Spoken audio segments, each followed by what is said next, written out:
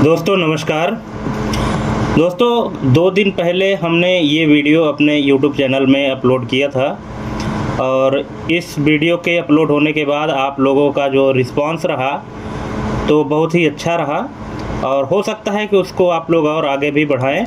तो चलिए इस वीडियो को अपलोड करने के बाद आप लोगों का जो रिस्पांस रहा, जो आप लोगों ने फीडबैक दिया है, पहले उसको देख लेते हैं। इसके बाद फिर आज की क्लास शुरू करते हैं।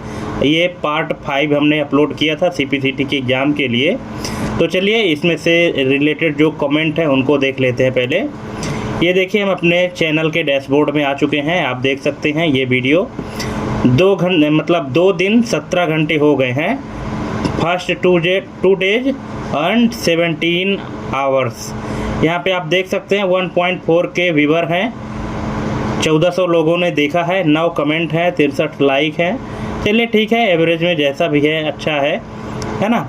अब आते हैं इसके कमेंट में, थोड़ा सा देख लेते हैं किन ने क्या अपना फीडबैक दिया है। तो हम चलते हैं सीधा अपने कमेंट सेक्शन में। यहाँ पे हमारे एक व्यूअर भाई हैं, इनका नाम है इनका क्या नाम है, गिरिराज शर्मा जी हैं। इन्होंने लिखा है पार्ट 6 डाल दीजिए सर। बिल्कुल बिल्कुल गिरिराज जी, आज हम उसी के लिए आए हैं। पार्ट 5 आपने देखा, आपको अच्छा लगा, इसीलिए तो आपने कमेंट किया पार्ट 6 के लिए। चलिए बहुत बहुत धन्यवाद कि आपने कमेंट किया पार्ट 6 के लिए। दूसरे हमारे व्यूअर हैं महेश प्रजापति जी हैं। इन्होंने लिखा है सर PDF कहाँ मिलेगी। महेश प्रजापति जी, आपको बता दें कि PDF के लिए तो अभी हमने फाइल तैयार नहीं किया है। हालांकि जब भी ये मिलेगी तो हमारे टेलीग्राम चैनल में मिलेगी। ये टेलीग्राम चैनल हमारा ऑफिस नो प्रॉब्लम के नाम से है। फिलहाल आप PDF नहीं बल्कि आप वीडियो के माध्यम से ही तैयारी करें तो ज़्यादा सही रहेगा। ठीक है, PDF हालांकि उपलब्ध हो जाएगी लेकिन अभी फ़िलहाल नहीं हो पाएगी क्योंकि व्यस्तता थोड़ी ज़्यादा है। ठीक है, और एक हमारे जो और भाई हैं राजू मंडलोई जी हैं, इन्होंने हमको थैंक यू भेजा है। Very very most welcome Raju ji, आपने हमें थैंक यू कहा इस वीडियो के लिए और उम्मीद करता हूँ कि आपके लिए ये वीडियो बहुत ही हेल्पफुल रही होगी। और आज की जो सीरीज़ है तो उसमें भी कंटिन्यू बने रहिएगा। नेक्स्ट हमारे जो ये कमेंट करने वाले हैं भाई साहब, क्या नाम इनका, धरने study material. Good job sir ji. Oh thank you भाई आपके अप्रिसिएशन के लिए। धरने स्टडी मटेरियल, अब आपका नाम पता नहीं क्या है, नाम तो यही यहाँ पे शो हो रहा है। बहुत बहुत धन्यवाद, आपने अप्रिशिएट किया हमें। और एक हमारे रवि प्रकाश श्रीवास्तव जी हैं, बहुत ही अच्छे कमेंट भी करते हैं और इनका जो कमेंट करने का तरीका है बहुत ही अच्छा रहता है। ये जो भी पूछते हैं डिटेल में पूछते हैं। 69/100 मतलब इस वीडियो पार्ट 5 में 100 में से इनका 69 क्वेश्चन सही रहा और 100 में से बाकी का गलत रहा है। मतलब इनका 31 क्वेश्चन जो है तो रॉन्ग रहा। चलिए ठीक है, अगर आप ईमानदारी से बता रहे हैं तो हम मान रहे हैं, लेकिन इस स्कोर को अभी थोड़ा सा रवि जी और इस इन्हेंस करने की ज़रूरत है। क्योंकि अगर आप 80 एबव जा रहे हैं तब जाके आपका CPCT में जो है तो ये चांस बन सकता है। क्योंकि CPCT में देखिए किसी भी तरह से क्वेश्चन पूछा जा सकता है। इसीलिए मैं अपने हर वीडियो में कहता हूं कि अभी तक में हम अपने चैनल में टोटल 75 वीडियो अपलोड कर चुके हैं। तो आप पुरानी वीडियोज़ को मिस मत करें, उन वीडियोज़ को भी देखें और अपने हर वीडियो के लिंक में हम उनकी अपने वीडियो के डिस्क्रिप्शन में उन सब का लिंक दे देते हैं। उन वीडियोज़ को भी देखिए क्योंकि नॉलेज कभी भी पुराना नहीं होता मेरे भाई। ठीक है, तो आप पुरानी वीडियोज़ को भी देखें तो आप उनसे बहुत सारे पुराने टॉपिक कवर कर सकते हैं। जो कि क्या होता है कि CPCT में कई बार ऐसा होता है कि बहुत सारे क्वेश्चन रिपीट होते हैं। ठीक है, तो इन्होंने लिखा है 69/100 MP से ये। हाँ, क्योंकि हमने पूछा भी था ना कि आप लोग कहाँ से हमारे वीडियो देख रहे हैं तो अपना एड्रेस भी बताने का कष्ट करें। तो इन्होंने लिखा है MP से हैं। अब थोड़े थोड़े समझ आ रहे हैं सर। CPCT में बैक स्पेस ओपन रहता है क्या, और हिंदी इंग्लिश के लिए एक्यूरेसी क्या है। बिल्कुल रवि जी, CPCT के एग्ज़ाम में बैक स्पेस ओपन रहता है, लेकिन मैं आपको सजेस्ट करूंगा कि आप टाइपिंग के दौरान बैक स्पेस बहुत कम यूज करें या कि ना के बराबर यूज करें तो ज़्यादा सही रहेगा, क्योंकि बैक स्पेस प्रेस करने के चक्कर में हमारी स्पीड भी घट जाती है, प्लस एक्यूरेसी भी कम हो जाती है। हालांकि आप इतना ध्यान रखें कि एक्यूरेसी जो है तो स्कोर कार्ड में कहीं भी डिस्प्ले नहीं होता है, कहीं भी प्रिंट नहीं होता कि आपकी एक्यूरेसी क्या रही, ठीक है। उसमें सिर्फ ये दिखता है कि कितने वर्ड पर मिनट आपने टाइपिंग किया है, ठीक है। तो इसलिए एक्यूरेसी हालांकि आपको 80 एबव अगर आपकी रही तो ज़्यादा अच्छा रहेगा। और बैक स्पेस भले ही ओपन रहता है, अगर आपसे टाइपिंग के दौरान कोई मिस्टेक हो जाता है उसको आप छोड़ दीजिए, मिस कर दीजिए, आगे बढ़ जाइए, लेकिन बैक स्पेस दबा के और उसको सही करने की गलती मत करिएगा, क्योंकि इसमें से टाइम बहुत ज़ाया हो जाता है और हमारे पास टाइम कम रहता है, ठीक है। चलिए अगले हमारे हैं भगवती गावंडे जी, बहुत बहुत धन्यवाद भगवती जी। इन्होंने लिखा है सर जी सितंबर मंथ की एग्ज़ाम के लिए वीडियो बनाइए डेली क्लास। बिल्कुल भगवती जी, हम वीडियो तो बनाने की कोशिश करते हैं डेली, लेकिन क्या है कि हमको भी कंटेंट तैयार करना होता है, उसमें थोड़ा सा टाइम तो चाहिए ना, इसलिए हम कोशिश तो करते हैं पर जितना टाइम देते हैं। हालांकि एक वीडियो अपलोड करने के बाद हम चाहते हैं कि उस वीडियो को आप लोग जब तक 2 से 3 बार ना देख लें तब तक अगली वीडियो ना मिले, क्योंकि अगर बैक टू बैक हम वीडियो आपको देंगे तो आपको भी कन्फ्यूजन होगा कि कौन सी वीडियो देखें कौन सा छोड़ें, क्या है ना, और है सभी ज़रूरी, इसलिए। अगले हमारे हैं ये कौन भाई हैं, अनिल अलावे जी हैं। इन्होंने किसी क्वेश्चन का आंसर कमेंट किया है। चलिए ठीक है, अगर आप आंसर कमेंट किए हैं तो अच्छी बात है अनिल जी, और इसका मतलब आप ध्यान से देखते हैं इसीलिए तो कमेंट किए हैं, ठीक है। और ये भी फीडबैक दीजिएगा कि हमारी वीडियो आपको कैसी लगी और आप कहाँ से हैं अनिल जी, ये भी थोड़ा सा बताने का कष्ट करें। एक है शिवम कंप्यूटर नॉलेज क्लासेस, इन्होंने कमेंट किया है एक दिन पहले हमारे वीडियो के पार्ट नंबर 4 में, भाई इतना सरल नहीं आता पेपर। शिवम जी एक बात बताना चाहूँगा कि पेपर ना तो सरल होता है ना कठिन होता है, वो डिपेंड करता है हमारी तैयारी पर। अगर आपकी तैयारी अच्छी है तो आपको वही पेपर जो है तो सरल लगेगा, और अगर आपकी तैयारी अच्छी नहीं है तो वही पेपर आपको कठिन लगेगा। अगर इस टाइप के क्वेश्चन आपको इजी लग रहे हैं इसका मतलब आपकी तैयारी बेहतर लेवल की है, और अगर आपको यकीन ना हो तो आप प्रीवियस ईयर के जो क्वेश्चन पेपर हैं उनको देख लीजिए, तो आपको लेवल समझ में आ जाएगा कि CPCT में किस लेवल के क्वेश्चन आते हैं, ठीक है। और ये बहुत अच्छी बात है कि अगर आपको इस टाइप के क्वेश्चन इजी लग रहे हैं इसका मतलब आपकी तैयारी काबिल तारीफ़ है, ठीक है, इसमें कोई दो राय की बात नहीं है, ठीक है। तो बहुत बहुत धन्यवाद आपका कि आपने कमेंट किया, ठीक है। चलिए अगले हैं, ये कौन है भाई साहब, इनका नाम है मुंगेसिया टंडन जी हैं। इन्होंने थैंक यू लिखा है। ये कौन सी वीडियो है मेरी, अच्छा ये महिला पर्यवेक्षक बाल विकास की हमने जो अपलोड किया था, इनके लिए इन्होंने थैंक यू कहा है। वेलकम वेलकम मुंगेसिया जी। देखिए हमने आपको बताया था कि हम CPCT के अलावा भी अदर कॉम्पिटिटिव एग्ज़ाम की तैयारी के लिए भी वीडियो बनाते हैं। आप देख सकते हैं यहाँ लोगों ने कमेंट किया है, ये 2 डेज पहले ये का है, ये 2 दिन पहले इन्होंने कमेंट किया। कौन है, विनोद राजपूत, सितंबर भोपाल कौन दे रहा है। अच्छा लगता है आप भोपाल से हैं क्या विनोद जी, हो सकता है आप भोपाल से हो इसीलिए पूछ रहे हैं। चलिए ठीक है, लेकिन ये भी तो कमेंट करके बताइए कि आपको हमारी वीडियो कैसी लगी, आपके लिए हेल्पफुल रही या नहीं रही, ठीक है। एक है राजेश द्विवेदी जी, मैंने अपने इस वीडियो के पार्ट नंबर 5 में पूछा था सीमोस बैटरी का फुल फॉर्म, सीमोस का फुल फॉर्म। इन्होंने लिखा है कॉम्प्लीमेंट्री मेटल ऑक्साइड सेमीकंडक्टर, और बहुत ही करेक्ट आंसर इन्होंने दिया है। बहुत बहुत धन्यवाद राजेश द्विवेदी जी आपको। और फिर हमने ये ग्रुप 2 सब ग्रुप 4 के लिए एक सामान्य विज्ञान के लिए 200 MCQ का एक वीडियो बनाया था। इसमें एक पूनम केवट जी हैं, इन्होंने इस वीडियो में कमेंट किया है 10 वीडियोज़ बनाइए सर जी 200 का। बिल्कुल बिल्कुल पूनम जी, हम भी उसी तैयारी में हैं, बस काम थोड़ा सा ज़्यादा हो जाता है इसलिए थोड़ी सी देरी हो जाती है। ये कौन है, स्नेह 6765, अब इनका पता नहीं नाम स्नेह ही है या और कुछ है, क्या लिखा है इन्होंने, सर एक रिक्वेस्ट थी, प्लीज़ मैथ्स के क्वेश्चन भी ऐड करिए जो इसमें आते हैं। Printer, MS Word, Excel, PPT से क्वेश्चन सॉल्व करवाइए सर।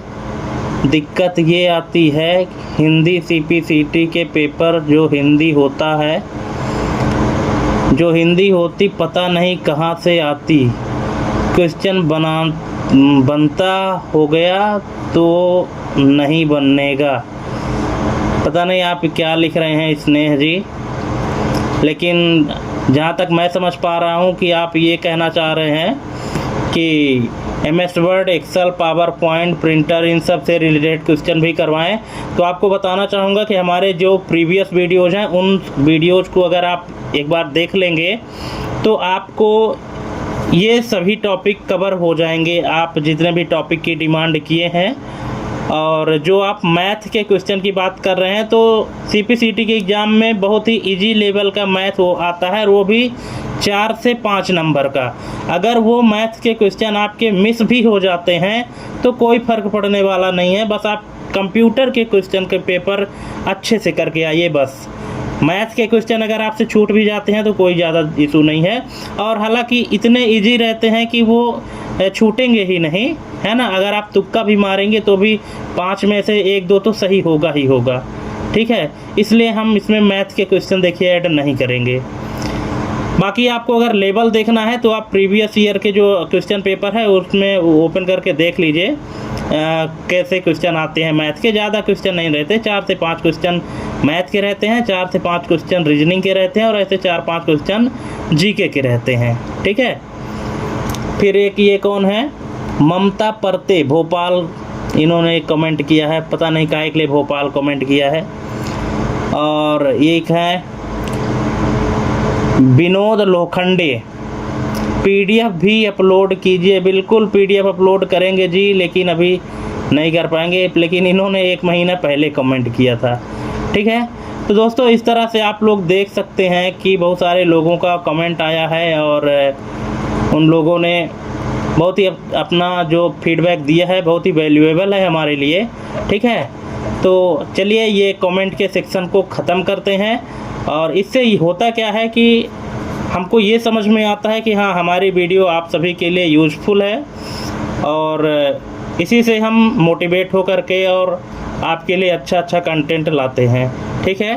तो दोस्तों इस कमेंट के सेक्शन को यहाँ पे ख़त्म करते हैं, और चलिए शुरू करते हैं आज की हमारी क्लास जो पार्ट 6 है CPCT एग्ज़ाम की तैयारी के लिए, ठीक है। चलिए तो शुरू करते हैं। तो दोस्तों CPCT के एग्ज़ाम के पार्ट 6 वीडियो में आप पहला क्वेश्चन स्क्रीन में देख रहे हैं। देखिए यहाँ पे जितने भी क्वेश्चन हम कराएंगे टोटल 100 MCQ में से जो भी क्वेश्चन ऐसे हैं जो कि एक्सप्लेन करने के लायक हैं उनको हम एक्सप्लेन भी करेंगे, और जो थ्योरेटिकल हैं तो उनको सिर्फ थ्योरी में हम इनका आंसर देके और आगे बढ़ जाएंगे। लेकिन आपको ऐसा नहीं करना है। अगर आपको ऐसा लगता है कि ये क्वेश्चन आपको और डीप में समझना है तो आप कमेंट कर सकते हैं और कमेंट करके पूछ सकते हैं, ठीक है। अभी फ़िलहाल स्क्रीन में पहला क्वेश्चन जो है उसको देखते हैं। पहला क्वेश्चन है, कंप्यूटर हार्डवेयर में PCI एक्सप्रेस का मुख्य उपयोग क्या है। अब देखिए यहाँ पे एक क्वेश्चन से 2 क्वेश्चन भी बन सकते हैं, ठीक है। यहाँ पे पूछ रहा है कंप्यूटर हार्डवेयर में PCI एक्सप्रेस का मुख्य उपयोग क्या है। और यहाँ पे दूसरा क्वेश्चन ये भी बन सकता था कि कंप्यूटर हार्डवेयर में PCI का फुल फॉर्म क्या होता है, ठीक है। तो आपको इसी तरह से एक क्वेश्चन को अगर आप सॉल्व करते हैं तो उससे रिलेटेड और क्या क्या क्वेश्चन बनाए जा सकते हैं, सभी संभावित क्वेश्चन को भी सॉल्व करिएगा ताकि आपकी तैयारी अच्छे लेवल की हो सके, ठीक है। तो यहाँ पे जो कंप्यूटर हार्डवेयर में PCI एक्सप्रेस है इसका मुख्य काम क्या है या मुख्य उपयोग क्या है। 4 ऑप्शन दिए गए हैं, ग्राफिक्स कार्ड को जोड़ना, ऑडियो डिवाइस को नियंत्रित करना, पावर सप्लाई को रेगुलेट करना, नेटवर्क कनेक्शन स्थापित करना। तो दोस्तों इसका करेक्ट आंसर हो जाएगा option number A, graphics card को जोड़ना, ठीक है। जो PCI स्लॉट होता है ये क्या काम करता है, ग्राफिक्स कार्ड को जोड़ने का काम करता है। अब इसको थोड़ा सा और डिटेल में समझ लेते हैं। ये देखिए कि कंप्यूटर हार्डवेयर में PCI एक्सप्रेस यानी पेरीफेरल इन पेरिफेरल कंपोनेंट इंटरकनेक्टेड, ठीक है। जो पेरिफेरल डिवाइसेस होती हैं, कंपोनेंट होते हैं, उनको इंटरकनेक्ट करता है, आपस में जोड़ता है कौन, पीसीआई एक्सप्रेस या पीसीआई स्लॉट। अब इसका पीसीआई एक्सप्रेस का मुख्य उपयोग कंप्यूटर के मदरबोर्ड और हाई स्पीड विस्तार कार्ड यानी एक्सपेंशन कार्ड्स के बीच तेज डेटा संचार के लिए किया जाता है। कुल मिला के बात ये है कि जो पीसीआई स्लॉट होता है ये किसी न किसी को जोड़ने का काम करता है। आपको जो ऑप्शन दिए जाएंगे, तो अगर आप ऐसा ऑप्शन मिल जाता है जिसमें किसी न किसी को जोड़ने की बात हो रही है, तो वहाँ पे फिर पीसीआई का वही आंसर होगा, ठीक है। अब यहाँ पे जो 4 ऑप्शन दिए गए हैं, आप देख सकते हैं कि जोड़ने का काम सिर्फ यहाँ पे ग्राफिक्स कार्ड को जोड़ना में है, बाकी सभी में नियंत्रित करना, रेगुलेट करना, स्थापित करना ये आ रहा है, लेकिन जोड़ने का काम किस में है, ग्राफिक्स कार्ड को जोड़ना।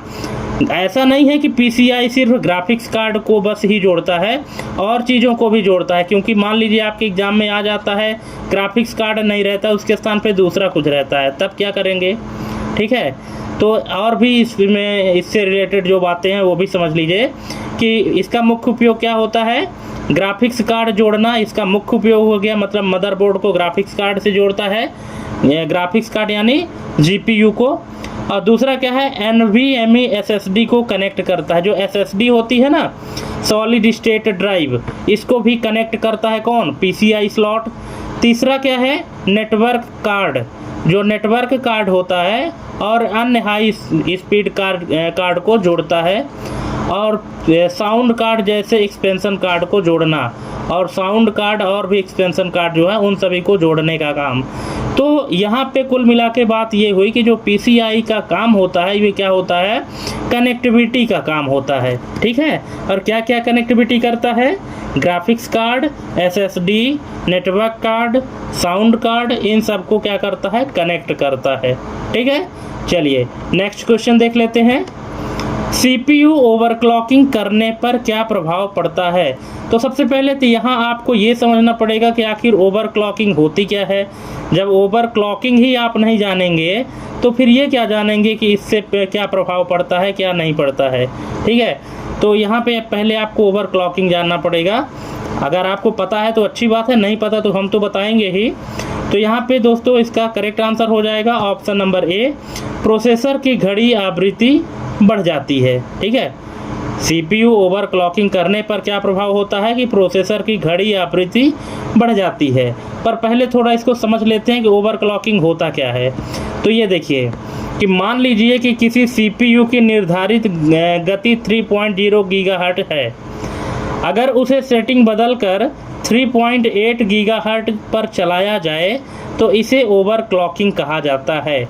इसको आप यूँ समझ लीजिए कि अगर किसी व्यक्ति की क्षमता जो है 10 किलो वज़न उठाने की है, और अगर हम उससे 12 किलो वज़न उठवाएंगे तो जाहिर सी बात है कि हम उससे ओवर काम करा रहे हैं, और यही जो ओवर काम करा रहे हैं इसी को कंप्यूटर की भाषा में ओवरक्लॉकिंग कहते हैं, ठीक है। अब यहाँ पे कंप्यूटर की भाषा में एक एग्जांपल दिया गया है कि किसी भी CPU की जो स्पीड है कार्य करने की, तो वो गीगाहर्ट्ज़ में होती है। अब किसी CPU की जो निर्धारित स्पीड है, कि डेवलपर द्वारा, डिजाइनर द्वारा, जिन्होंने ये हार्डवेयर बनाया, उन्होंने क्या किया कि ये फिक्स कर दिया कि इस CPU की जो स्पीड है तो 3.0 गीगाहर्ट्ज़ होगी। हालांकि उसकी सेटिंग को हम बदल भी सकते हैं, लेकिन अगर उसकी सेटिंग को बदलकर हम अधिक करते हैं तो क्या करते हैं, अगर उसकी सेटिंग को ज़्यादा करते हैं, उसके 3.0 से 3.8 कर देते हैं, तो यही जो बढ़ाया हुआ टाइम है इसी को ओवरक्लॉकिंग कहा जाता है। ये आपको हमेशा याद रखना है दोस्तों, किसी भी कॉम्पिटिटिव एग्जाम में पूछ दे तो ये आपको याद रहे, ठीक है। अब ओवरक्लॉकिंग से होता क्या है, ठीक है। तो जाहिर सी बात है कि दोस्तों कुछ चीज़ें फ़ायदेमंद होगी तो कुछ नुकसान भी होगा, है ना। और अगर फ़ायदे वाली चीज़ ज़्यादा होती तो जाहिर सी बात है कि उसकी स्पीड पहले से ही बढ़ाकर भेजा जाता, लेकिन नहीं, उसमें फ़ायदा कम और नुकसान ज़्यादा था, इसीलिए उसकी स्पीड को कम किया गया। हाँ, ऑप्शनल केस में दिया गया है कि आप अपनी ज़रूरत के अनुसार से उसके स्पीड को, उसकी सेटिंग को बदल सकें, ठीक है। तो अब देख लीजिए यहाँ रेड कलर से लिखा हुआ है कि ओवरक्लॉकिंग से क्या होता है।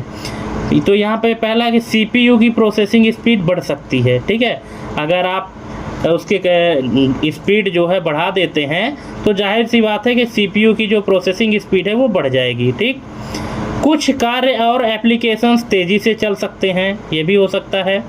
फिर क्या है, CPU का तापमान बढ़ सकता है। ठीक है, अब जो काम 3.0 गीगाहर्ट्ज़ में होता था वो अब 3.8 गीगाहर्ट्ज़ में होगा, तो जाहिर सी बात है कि टेम्परेचर तो बढ़ेगा ही बढ़ेगा क्योंकि स्पीड बढ़ गई है। फिर पावर कंजम्पशन बढ़ सकता है, बिल्कुल बिजली की खपत भी ज़्यादा होगी। फिर बहुत अधिक ओवरक्लॉकिंग से सिस्टम इंस्टेबिलिटी या हार्डवेयर डैमेज का जोखिम हो सकता है। ठीक है, इसलिए उतना ही उसकी स्पीड को बढ़ाएं जितना उसमें निर्धारित किया गया है। ठीक है, अगर उससे ज़्यादा करेंगे तो ये खतरे हो सकते हैं। ठीक है, तो आई थिंक दोस्तों आप समझ गए होंगे कि ओवरक्लॉकिंग क्या होती है। दोस्तों थोड़ा सा हमको टाइम लग रहा है क्योंकि हम अपने वीडियो में किसी भी क्वेश्चन को विस्तार से समझने और समझाने की कोशिश करते हैं, और अगर आपको विस्तार से समझना है तो आपको थोड़ा सा टाइम तो देना पड़ेगा क्योंकि हमारी वीडियो दिन ब दिन लंबी होती जा रही है, क्योंकि हमको एक्सप्लेन करने में टाइम लग जाता है। हम ये नहीं चाहते हैं कि हमारी वीडियो देखने के बाद आपको किसी और की वीडियो देखने की ज़रूरत पड़े। ठीक है, चलिए नेक्स्ट क्वेश्चन है, HDMI इंटरफेस किस प्रकार का सिग्नल ट्रांसमिट करता है? केवल ऑडियो, केवल वीडियो, ऑडियो और वीडियो दोनों, डेटा स्टोरेज सिग्नल। तो दोस्तों इसका करेक्ट आंसर हो जाएगा ऑप्शन नंबर सी, ऑडियो और वीडियो दोनों। ठीक है दोस्तों, यहाँ पे एक क्वेश्चन हम आपको दे रहे हैं कि HDMI का फुल फॉर्म क्या होता है। देखते हैं कितने लोगों को पता है। जितने लोगों को पता है तो HDMI का जो फुल फॉर्म है वो कमेंट करिएगा। आपके कमेंट को हम अपने अगले वीडियो के पार्ट में शो करेंगे, आपका नाम दिखाएंगे और आपका कमेंट दिखाएंगे।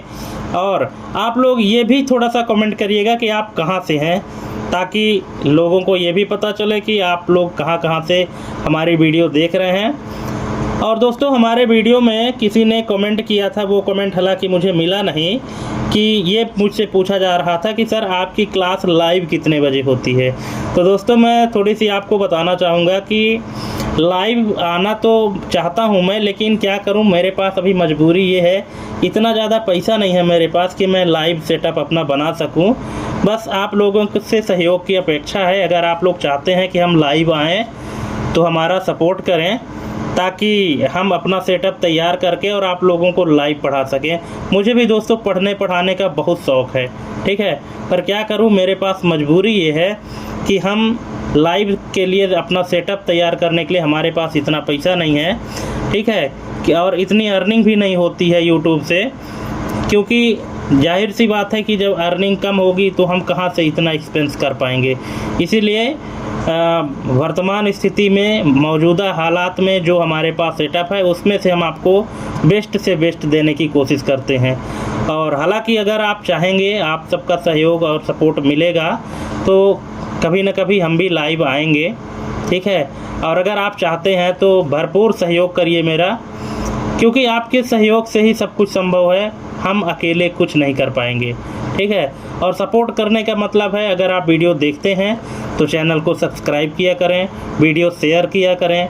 ठीक है, इससे क्या होगा कि आपका भी भला होगा, आपका भी भला होगा और दूसरे आपके माध्यम से दूसरे का भी भला होगा। ठीक है, चलिए ठीक है, तो हम अपनी मजबूरी बता दिए दोस्तों। हम देखिए लाइव नहीं पढ़ाते हैं, हम पहले रिकॉर्ड करते हैं, उसको एडिट करते हैं, फिर अपलोड करते हैं। और लाइव क्यों नहीं पढ़ाते, इसका रीज़न भी हमने आपको बता दिया है। ठीक है, चलिए नेक्स्ट क्वेश्चन देखते हैं। नॉर फ्लैश मेमोरी का मुख्य लाभ क्या है? ठीक है, नॉर फ्लैश मेमोरी। ठीक है, एंड और नॉट, नॉर, एक्सॉर, ये गेट आप लोगों ने अगर पढ़ा होगा तो उसी से रिलेटेड क्वेश्चन है कि नॉर फ्लैश मेमोरी का मुख्य लाभ क्या है? उच्च घनत्व भंडारण, तीव्र यादृच्छिक पहुंच, कम विद्युत खपत या लंबी लेखन मिटान चक्र। तो इसका करेक्ट आंसर है ऑप्शन नंबर बी, तीव्र यादृच्छिक पहुंच यानी random access. Option number B इसका करेक्ट आंसर हो जाएगा। नेक्स्ट है दोस्तों जो क्वेश्चन एक्सप्लेन करने लायक हैं उन्हीं बस को हम यहाँ पे एक्सप्लेन कर रहे हैं, बाकी जो एक्सप्लेन करने लायक नहीं है, जो नॉर्मल क्वेश्चन है ना, तो उनको हम ऐसे ही करेक्ट आंसर बता के और आगे बढ़ते जा रहे हैं। लेकिन अगर आप वीडियो देखना स्टार्ट कर दिए हैं तो कंप्लीट देखिएगा, 100 में से कितने क्वेश्चन अब सही हो रहे हैं, पिछली वीडियो देखने के बाद आपका कुछ इम्प्रूवमेंट हुआ है कि नहीं हुआ है, ये मुझे देखना है। और आप लोग अपना फीडबैक ज़रूर दीजिएगा कि ये वीडियो आपको कैसी लगी और इस वीडियो में से आपके कितने नंबर सही हुए, कितने गलत हुए। यहाँ पे पूछ रहा है 1 किलोबाइट किसके बराबर होता है, ये तो अब आपको रट जाना चाहिए, 1024 bytes, option number B. Next है OTG अडेप्टर का मुख्य उपयोग किसके लिए किया जाता है, तो आप सब कोई इसको जानते होंगे, ऑप्शन नंबर बी, मोबाइल में बाहरी USB डिवाइस जोड़ना। अगर आप अपने मोबाइल फ़ोन में USB डिवाइस जोड़ना चाहते हैं, जैसे पेन ड्राइव वगैरह जोड़ना चाहते हैं, तो इसके लिए एक कनेक्टर आता है जिसको OTG कहते हैं, ठीक है, उसी को OTG अडेप्टर कहते हैं, ठीक है। OTG का फुल फॉर्म अगर आपको पता होगा तो कमेंट करिएगा दोस्तों। नेक्स्ट है डॉट मैट्रिक्स प्रिंटर में किस तकनीक का उपयोग होता है, तो ये होता है पिनों की सरणी यानी array of pins, option number C. Next है QR कोड में डेटा को किस रूप में इनकोड किया जाता है, तो ये करते हैं बाइनरी मैट्रिक्स, ऑप्शन नंबर ए इसका करेक्ट आंसर हो जाएगा। नेक्स्ट है ऑपरेटिंग सिस्टम का कौन सा कार्य सबसे महत्वपूर्ण है, तो ये है हार्डवेयर संसाधनों का प्रबंधन यानी hardware resource management operating system का सबसे महत्वपूर्ण काम है। चलिए नेक्स्ट क्वेश्चन है विंडोज़ 10 में डेस्कटॉप स्विच करने का शॉर्टकट क्या है, तो ये है window plus tab, option number ए इसका करेक्ट आंसर हो जाएगा। नेक्स्ट है लाइनक्स में किस कमांड से फाइल की अनुमतियां बदली जाती हैं, तो chmod, chown, chgrp या umask, तो इसका करेक्ट आंसर है ऑप्शन नंबर ए chmod, ठीक है।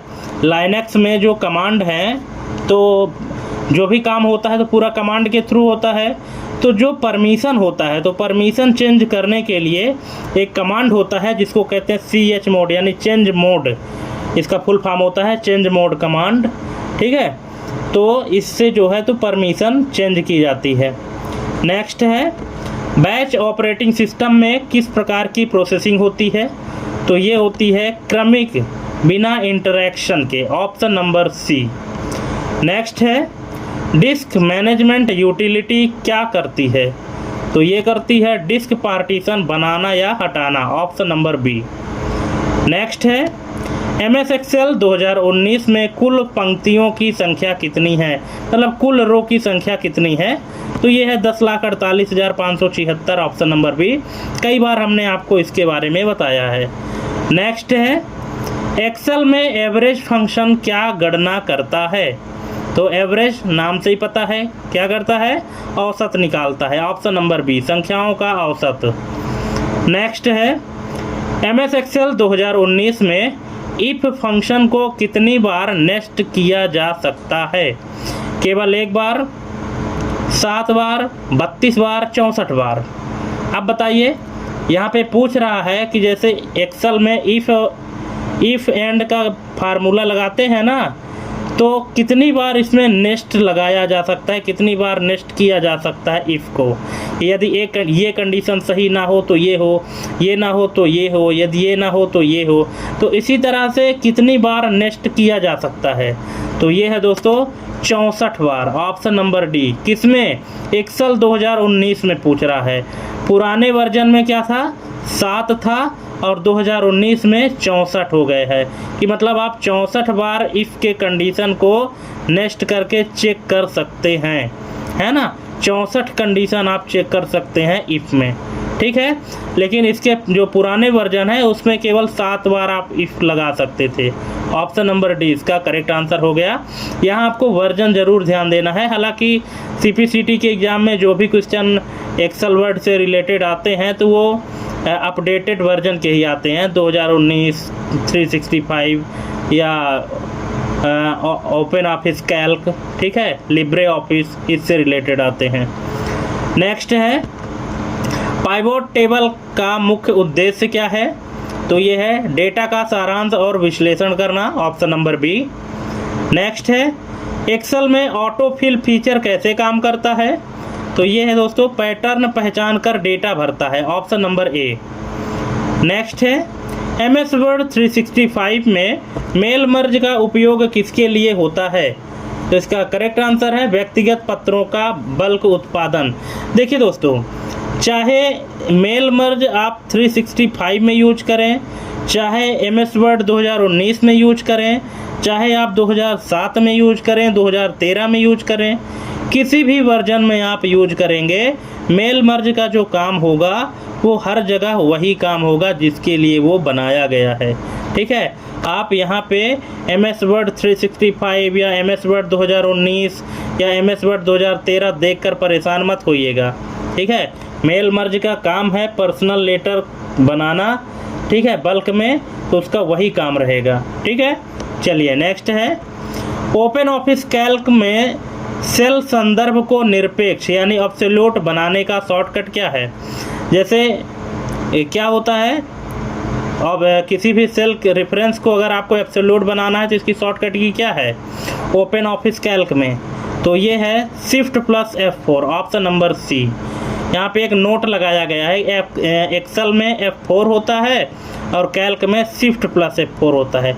देखिए एब्सोल्यूट आई थिंक आप समझ गए होंगे कि जैसे किसी भी सेल एड्रेस को जब हम लॉक करते हैं तो F4 बटन दबाते हैं, F4 बटन दबाते ही डॉलर का सिंबल लग जाता है सेल एड्रेस में, उसी को एब्सोल्यूट कहते हैं। ठीक है, तो एक्सेल में अगर हम लगाते हैं तो सिर्फ F4 दबा देते हैं, लेकिन अगर यही काम हमको ओपन ऑफिस कैल्क में करना हो तो उसके लिए हमको शिफ्ट प्लस F4 दबाना होगा।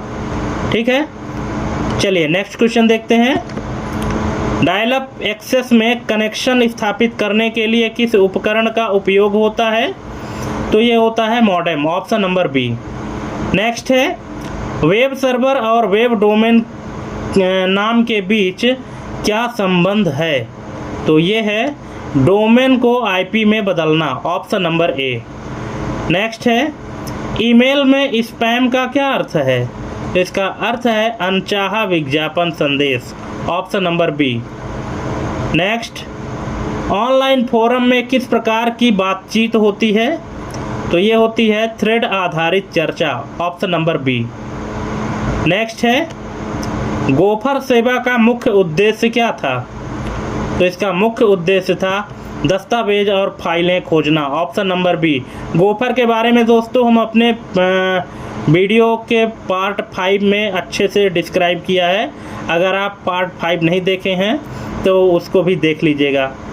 नेक्स्ट है कोबोल भाषा मुख्यतः किस क्षेत्र में उपयोग की जाती है? तो ये की जाती है व्यापारिक अनुप्रयोग में, ऑप्शन नंबर बी। नेक्स्ट है पाइथन में .py फाइल एक्सटेंशन क्या दर्शाता है? तो ये दर्शाता है script file, option number C. Next है UML का पूर्ण रूप क्या है? तो ये है unified modelling language, option number ए। ठीक है, इसके बारे में थोड़ा सा और जान लीजिए। यह एक स्टैंडर्ड विजुअल मॉडलिंग लैंग्वेज है जिसका उपयोग सॉफ्टवेयर सिस्टम्स की स्ट्रक्चर, बिहेवियर और डिज़ाइन को डायग्राम के माध्यम से प्रदर्शित करने के लिए किया जाता है। ठीक है, डायग्राम के माध्यम से किसी भी स्ट्रक्चर, बिहेवियर, डिज़ाइन को उकेरा जाता है UML में। नेक्स्ट है डैग मतलब डायरेक्टेड एसिलिक ग्राफ का उपयोग किस प्रकार की फाइल संरचना में होता है? तो ये होता है गैर चक्रीय graph, option number C. Next है .xml एक्सटेंशन किस भाषा से संबंधित है? तो ये है XML, option number C. XML का फुल फॉर्म आपको कमेंट करना है दोस्तों। नेक्स्ट है DES यानी डेटा इनक्रिप्शन स्टैंडर्ड में कितनी बिट की कुंजी का उपयोग होता है? तो ये होता है 56 बिट, ऑप्शन नंबर ए 56 बिट। नेक्स्ट है एंटीवायरस सॉफ्टवेयर किस विधि से वायरस का पता लगाता है? तो ये है उपरोक्त सभी। सिग्नेचर आधारित पहचान, व्यवहार विश्लेषण और ह्यूरिस्टिक स्कैनिंग, ये उपरोक्त सभी हैं इसके ऑप्शन। नेक्स्ट है प्रथम पीढ़ी के कंप्यूटर में किस तकनीक का उपयोग हुआ? तो ये हुआ vacuum tube, option number B. Next DDL यानी डेटा डेफिनेशन लैंग्वेज कमांड का उद्देश्य क्या है? तो ये है टेबल संरचना बनाना या बदलना, ऑप्शन नंबर बी। नेक्स्ट है रुपए पेमेंट किस प्रकार रुपए पेमेंट सिस्टम किस प्रकार का है? तो ये है राष्ट्रीय भुगतान निगम द्वारा संचालित, NPCI द्वारा संचालित, ऑप्शन नंबर बी। नेक्स्ट है दशमलव संख्या 255 का हेक्साडेसिमल क्या होगा? दोस्तों वीडियो के पार्ट 5 में हमने ये डेसिमल को हेक्साडेसिमल में कन्वर्ट करना बहुत अच्छे से बताया था, ठीक है। तो अगर आप वो वीडियो देखे हैं तो अच्छी बात है, आपसे बन जाएगा, और नहीं देखे हैं तो मैं आपसे कहूँगा कि एक बार आप पार्ट नंबर 5 को देखिए, ठीक है। हालांकि यहाँ तो हम भी आपको एक्सप्लेन कर देंगे, अगर इसको भी आप ध्यान से देख लेंगे तो ये भूलने वाली चीज़ नहीं है। यहाँ पे डेसिमल संख्या है 255, इसका हेक्साडेसिमल क्या होगा? मैं चाहूँगा कि आप वीडियो पॉज करिए और पहले इसका आंसर आप निकालिए, और इसके बाद फिर देखिए कि आपके द्वारा निकाला गया आंसर और हमारे द्वारा बताया गया आंसर मैच करता है या नहीं, ठीक है। तो चलिए, आई थिंक आप अब वीडियो पॉज करके और करेक्ट आंसर निकाल लिए होंगे। देखते हैं इसका करेक्ट आंसर क्या होगा। तो इसका करेक्ट आंसर है ऑप्शन नंबर ए, 0 × FF। कैसे आया है इसका करेक्ट आंसर? ये देख ली, इसमें जो है तो 255 को जो है तो ये डेसिमल नंबर है, इसको 16 से भाग दिए हैं। जब 16 से भाग देते हैं, कि 16 से भाग क्यों देते हैं? क्योंकि हेक्साडेसिमल का जो बेस है वो 16 है, तो भागफल और शेषफल क्या आता है? 15-15 आता है, ठीक है। और हेक्साडेसिमल में 15 का जो कोड है वो कैपिटल F है, ठीक है। तो 15-15 आ गया, इसलिए FF लिख दिए। 15 भागफल भी आया और 15 शेषफल भी आया, इसलिए इसको FF लिख दिए उसी सीक्वेंस में पढ़ के। और 0x जो लिखा है ना, ये एक प्रीफिक्स होता है जिससे कंप्यूटर को ये पता चलता है कि ये जो संख्या है ये हेक्साडेसिमल के रूप में है, ठीक है। 0x इसीलिए लगाया जाता है, ये हेक्साडेसिमल की पहचान है, ठीक है। चलिए नेक्स्ट है WinZip किस प्रकार का सॉफ्टवेयर है? तो ये है compression tool, option number A. Next है इमेज कंप्रेशन तकनीक का मुख्य लक्ष्य क्या है? तो ये है फाइल आकार घटाना, ऑप्शन नंबर बी। नेक्स्ट है मदरबोर्ड पर साउंड कार्ड का कार्य क्या है? तो इसका कार्य है ऑडियो सिग्नल उत्पन्न करना, ऑप्शन नंबर ए। नेक्स्ट है रोम यानी रीड ओनली मेमोरी में डेटा किस प्रकार संग्रहित होता है? तो ये होता है नॉन वोलाटाइल, ऑप्शन नंबर ए। नॉन वोलाटाइल क्यों? क्योंकि वोलाटाइल का मतलब क्या होता है? अस्थाई, और नॉन वोलाटाइल का मतलब होता है स्थाई। तो रोम में जो डेटा होता है वो कैसा होता है? स्थाई रूप से स्टोर होता है, इसलिए इसको नॉन वोलाटाइल कहा गया है। नेक्स्ट है ऑप्टिकल डिस्क यानी CD DVD डेटा पढ़ने के लिए किस सिद्धांत का उपयोग करती हैं? तो ये करती हैं लेजर बीम परावर्तन, ऑप्शन नंबर डी। नेक्स्ट है प्लॉटर का उपयोग किस प्रकार के आउटपुट के लिए होता है? तो ये होता है बड़ी वेक्टर ग्राफिक्स और मानचित्र के लिए, ऑप्शन नंबर बी। नेक्स्ट है कैरेक्टर प्रिंटर की तुलना में डॉट मैट्रिक्स प्रिंटर का क्या लाभ है? तो इसका लाभ है कम परिचालन लागत, option number B. Next Windows 10 में सिस्टम सेटिंग्स खोलने का शॉर्टकट क्या है? तो ये है Windows+I, option number A. Next Linux में किस कमांड से खाली निर्देशिका यानी डायरेक्टरी हटाई जाती है? अगर लिनक्स में किसी खाली डायरेक्टरी या एम्प्टी डायरेक्टरी को हटाना है तो कौन सा कमांड चलाएंगे? तो ये चलाएंगे RMDIR यानी remove directory, option number B. Next है नेटवर्क ऑपरेटिंग सिस्टम की मुख्य विशेषता क्या है? तो ये है केंद्रीकृत संसाधन प्रबंधन, option number B. Next MS Excel में सेल की सामग्री को साफ करने का शॉर्टकट क्या है? तो ये है delete, option number A. Next है MS वर्ड में मेल मर्ज के दौरान डेटा स्रोत क्या हो सकता है? तो ये हो सकता है उपरोक्त सभी, क्योंकि एक्सेल से भी डेटा लिया जा सकता है, आउटलुक से, एक्सेस से, सभी से। नेक्स्ट है ओपन ऑफिस कैल्क में सूत्र किस चिन्ह से शुरू होता है? तो ये होता है इक्वल से, ऑप्शन नंबर ए, बराबर के निशान से। नेक्स्ट वेरोनिका किस सेवा का हिस्सा थी? तो ये थी गोफर खोज उपकरण, option number A. Next Python में लूप फॉर के लिए कौन सा सिंटेक्स सही है? अब देखिए, अगर आप पाइथन पढ़े होंगे तो आपको फॉर लूप का सिंटेक्स पता होगा, ठीक है, कि फॉर लूप पाइथन में किस तरह से यूज होता है। ठीक है, जिस तरह से फॉर लूप सी या C++ में आप लोगों ने पढ़ा होगा, उस तरह का सिंटेक्स पाइथन में नहीं होता है। ठीक है, तो इसका करेक्ट आंसर क्या होगा? इसका करेक्ट आंसर हो जाएगा ऑप्शन नंबर ए। ठीक है, फॉर आई इन रेंज, और यहाँ पे ब्रैकेट में क्या हो जाएगा, जो आप वैल्यू जहाँ तक की रेंज प्रिंट करना चाहते हैं। ठीक है, और इसके बाद कॉलन का सिंबल। ठीक है, ये देखिए ऑप्शन नंबर ए इसका करेक्ट आंसर हो जाएगा। नेक्स्ट है UML में क्लास डायग्राम का उपयोग किसके लिए होता है?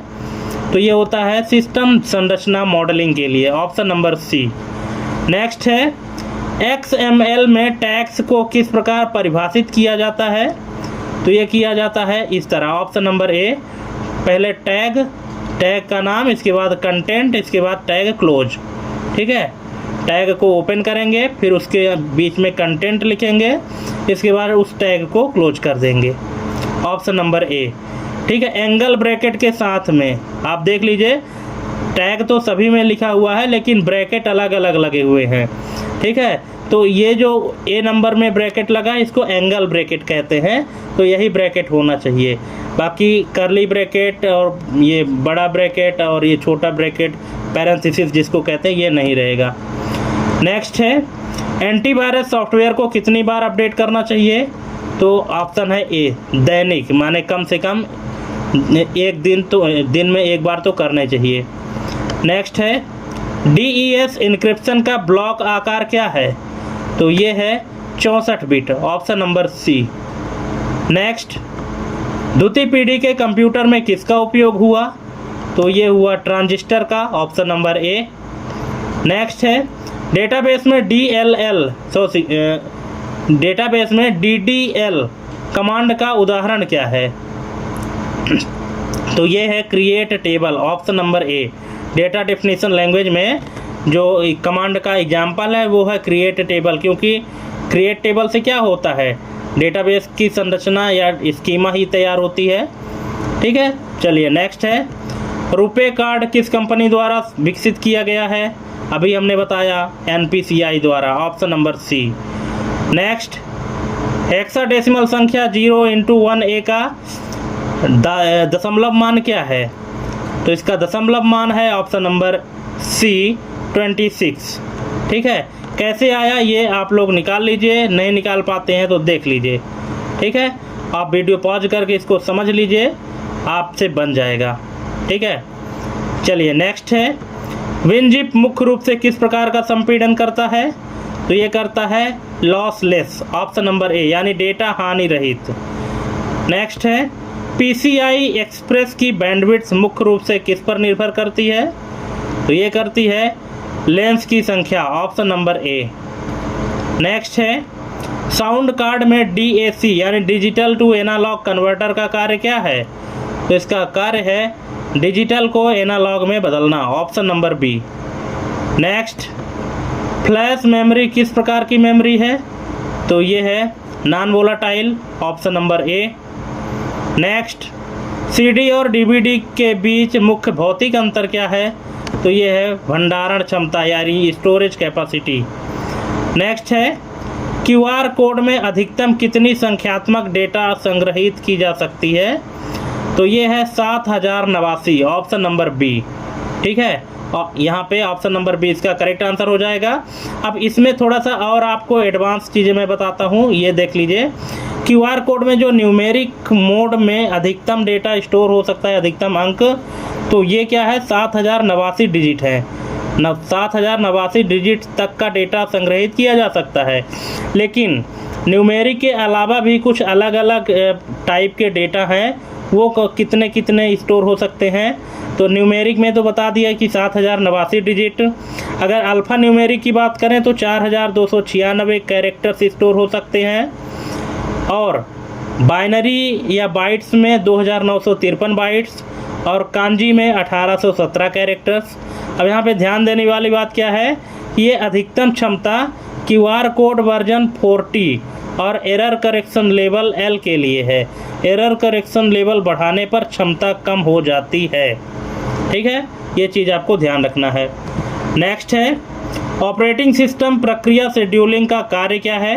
तो इसका कार्य है प्रक्रियाओं को CPU समय आवंटित करना, यानी जो प्रोसेस है ना, तो प्रोसेस को CPU का टाइम स्लॉट देना, ऑप्शन नंबर ए। नेक्स्ट है विंडोज़ 10 में स्निप एंड स्केच का उपयोग किसके लिए होता है। तो ये होता है स्क्रीनशॉट कैप्चर करना, option number D. Next Linux command grep का उपयोग किसके लिए होता है। तो ये होता है टेक्स्ट पैटर्न खोजने के लिए, ऑप्शन नंबर बी। नेक्स्ट है बैच सिस्टम में जॉब सबमिशन किस प्रकार होता है। तो ये होता है कतारबद्ध, ऑप्शन नंबर ए। नेक्स्ट है एक्सेल 2019 में कॉलम की अधिकतम संख्या कितनी है। तो ये 16384, option number A. Next Excel में इफ फंक्शन में पहला पैरामीटर क्या है। तो ये है logical test, option number C. Next है पाइवोट टेबल में रिपोर्ट फिल्टर का उपयोग किसके लिए होता है। तो ये होता है डेटा को छानना, यानी फिल्टर करना, ऑप्शन नंबर ए। नेक्स्ट है ऑटो फिल फीचर के लिए सेल के कोने पर स्थित छोटे बॉक्स को क्या कहते हैं। तो इसको कहते हैं fill handle, option number D. Next है MS वर्ड में मेल मर्ज विजार्ड के कुल कितने चरण होते हैं, कितने स्टेप में मेल मर्ज कंप्लीट होता है। तो ये होता है 6 step, option number A. Next MS Excel में सक्रिय सीट से चार्ट बनाने का शॉर्टकट क्या है। तो ये है F11, option number B. Next मानक डायल-अप कनेक्शन में अधिकतम सैद्धांतिक डेटा दर क्या होती है। तो ये होती है 56 kbps, option number A. Next है वेब सर्वर सामान्यतः किस पोर्ट का उपयोग करता है। तो ये करता है 80, option number C, port number 80। Next email में CC और BCC के संदर्भ में क्या सत्य है। तो ये है BCC में प्राप्त पते के प्राप्तकर्ता के पते दूसरे से छिपे होते हैं, ऑप्शन नंबर ए। नेक्स्ट है 1990 के दशक में गॉफर के विकल्प के रूप में कौन सी सेवा लोकप्रिय हुई। तो ये है www, यानी world wide web, option number A. Next है कोबोल प्रोग्राम के 4 प्रमुख डिवीजनों में से डेटा डिवीजन का क्या कार्य है। तो इसका कार्य है डेटा चर और संरचना परिभाषित करना, ऑप्शन नंबर डी, मतलब डेटा वेरिएबल और जो स्ट्रक्चर को डिफाइन करना है, ऑप्शन नंबर डी। नेक्स्ट है पाइथन में किस फंक्शन से उपयोगकर्ता से इनपुट लिया जाता है। पाइथन में अगर यूजर इनपुट देना चाहे तो किस फंक्शन से देगा। तो ये देगा input, option number B, input function.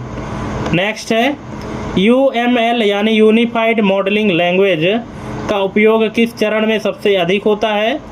तो ये होता है system design, option number D. Next XML में मुख्य डेटा घटक को क्या कहा जाता है। तो इसको कहते हैं element, option number B. Next है मानक DES इंक्रिप्शन प्रक्रिया में कितने राउंड होते हैं। तो ये होते हैं 16, option number A. Next antivirus program में ह्यूरिस्टिक विश्लेषण का मुख्य लाभ क्या है। तो ये है नए और अज्ञात वायरस का पता लगाना, ऑप्शन नंबर सी। नेक्स्ट तीसरी पीढ़ी के कंप्यूटर में मुख्य इलेक्ट्रॉनिक घटक क्या था। तो ये था IC, integrated circuit, option number A. Next SQL में DDL कमांड अल्टर टेबल का उपयोग किसके लिए होता है? तो ये होता है मौजूदा टेबल की संरचना में बदलाव करना, ऑप्शन नंबर ए। नेक्स्ट है, भारत में रुपे कार्ड नेटवर्क किसके द्वारा प्रबंधित किया जाता है? तो ये है NPCI, option number C. Next, binary संख्या 1010 का हेक्साडेसिमल मान क्या है? तो ये है A, option number A, capital A. ठीक है, क्योंकि 1010 का डेसिमल मान क्या है? 10 है, और हेक्साडेसिमल में 10 को कैपिटल ए लिखा जाता है। ठीक है, चलिए नेक्स्ट है, इमेज कंप्रेशन में लॉसी कंप्रेशन का क्या परिणाम होता है? तो ये होता है इमेज की गुणवत्ता में थोड़ी स्थायी कमी आती है, ऑप्शन नंबर ए। नेक्स्ट है, मदरबोर्ड पर CMOS चिप और बैटरी का मुख्य कार्य क्या है? तो ये है सिस्टम समय और बायो सेटिंग को सुरक्षित रखना। नेक्स्ट है, कंप्यूटर की रैम किस प्रकार की होती है? स्थायी, नॉन वोलाटाइल, वोलाटाइल या केवल पढ़ने योग्य? तो ये होती है वोलेटाइल, ऑप्शन नंबर सी, अस्थायी। नेक्स्ट है, आधुनिक स्मार्टफोन में OTG सपोर्ट के लिए कौन सा पोर्ट सामान्यतः उपयोग होता है? तो ये होता है USB type C, option number C. Next है, कैरेक्टर प्रिंटर जैसे डेजी व्हील की गति मापी जाती है किसमें? तो ये मापी जाती है CPS, कैरेक्टर पर second, option number A. Next है, विंडोज 10 में टास्क मैनेजर को सीधे खोलने का शॉर्टकट क्या है? तो ये है Ctrl+Shift+ESC, option number B. Next है, लाइनेक्स में ls-l कमांड का आउटपुट क्या दर्शाता है? तो ये दर्शाता है फाइलों की विस्तृत सूची, long listing, option number A. Next है, समय साझा यानी टाइम शेयरिंग ऑपरेटिंग सिस्टम का मुख्य लाभ क्या है? तो ये है कई उपयोगकर्ता एक साथ सिस्टम का उपयोग कर सकते हैं, ऑप्शन नंबर ए। नेक्स्ट है, एक्सेल में फ्लैश फिल सुविधा का उपयोग क्या है? तो इसका उपयोग है डेटा के उदाहरण को पहचान कर बाकी सेल को स्वचालित रूप से भरना, option number A. Next, mail merge प्रक्रिया में मेन डॉक्यूमेंट क्या होता है? तो ये है वह दस्तावेज जिसमें सभी प्राप्तकर्ताओं के लिए सामान्य टेक्स्ट होता है। और नेक्स्ट और लास्ट क्वेश्चन है कि गोफर प्रोटोकॉल के लिए अनुक्रमित जानकारी खोजने वाला टूल कौन सा था? तो इसका करेक्ट आंसर क्या हो जाना चाहिए? तो इसका करेक्ट आंसर हो जाएगा option number C, Veronica, option number C इसका करेक्ट आंसर हो जाएगा। तो दोस्तों, इस तरह से यहाँ पे 100 MCQ कंप्लीट होते हैं। अब इस 100 MCQ में आपके कितने सही हुए, कितने गलत हुए, कमेंट करके ज़रूर बताइएगा। ठीक है, और आपको हमारा ये वीडियो कैसा लगा, फीडबैक अपना ज़रूर दीजिएगा। ठीक है, तो आज के लिए बस इतना ही। थैंक्स फॉर वॉचिंग हमारी एक कंप्लीट वीडियो देखने के लिए। मिलते हैं अपने अगले वीडियो में एक नए टॉपिक और एक नई जानकारी के साथ। तब तक के लिए जय हिंद, वंदे मातरम।